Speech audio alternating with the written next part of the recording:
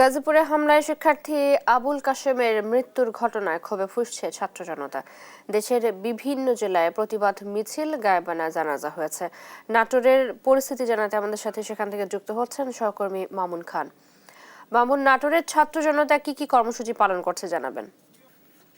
আপনাকে ধন্যবাদ জানিয়ে রাখি যে নাটোরে এই বৈষম্য বিরোধী ছাত্রদের একটি কর্মসূচি ছিল যে নাটোরের গাজীপুরের যেই ছাত্র যেই কাশেমকে হত্যা করা হয়, যে আওয়ামী লীগ সন্ত্রাসী দ্বারা যেই কাশেমকে হত্যা করা হয়, তারই প্রতিবাদে কিন্তু আজকে নাটোরে একটি কফিন মিছিল করার কথা ছিল। সেটি বৈষম্য বিরোধী ছাত্ররা আমাদেরকে জানিয়েছে যে আজকে যে কোনো সময় তারা এই কর্মসূচি করবেন এবং এই যে কোনো সময় তারা এই কফিন মিছিলটি বের করবেন। তারা বলছিলেন যে তাদের আজকে পরীক্ষা থাকার কারণে তারা একটু দুপুরের দিকে এই কর্মসূচি করবেন এবং এলাকায় কিন্তু থমথমে পরিস্থিতি বিরাজ করছেন। এবং তারা আমাদেরকে এটিও জানায় যে গাজীপুরে যেই শহীদ কাশেমকে আওয়ামী লীগ সন্ত্রাসী দ্বারা যে হত্যা করা হয় এবং ঢাকা মেডিকেলে তিনি মৃত্যুর সাথে পাঞ্জা লড়ছিলেন, তারই জন্য কালকে কিন্তু তিনি মারা যান।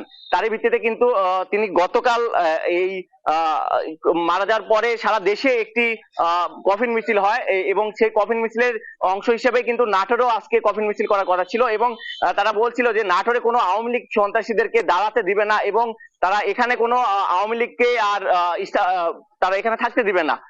আমরা জানার চেষ্টা করছিলাম, যারা বৈষম্যবিরোধী নাটোরের ছাত্ররা ছিল তারা আমাদেরকে জানায় যে গাজীপুরের সাবেক মুক্তিযুদ্ধ বিষয়ক মন্ত্রী আকম মোজাম্মেল হকের বাড়িতে হামলা চালায় কিছু সন্ত্রাসীরা। সেখানে তারা বাধা দিতে যায় এবং তারা সেখানে পরিস্থিতি শান্ত করার চেষ্টা করে। তখন কিন্তু তারা এই কাশেম সেখানে বাধা দিতে গেলে তাকে হত্যার উদ্দেশ্যে হামলা করে। সে সেখান থেকে হাসপাতালে তাকে উদ্ধার করে নিয়ে যায়। সেখানে সে গতকাল বিকেল ৩টায় মারা যায়। তারই ভিত্তিতে কিন্তু সারা দেশে কফিন মিছিল করার কথা ছিল। নাটোরেও কিন্তু তারই ধারাবাহিকতায় বৈষম্য বিরোধী ছাত্ররা যারা রয়েছে তারা খাটিয়া মিছিল করার জন্য প্রস্তুতি নিচ্ছিল।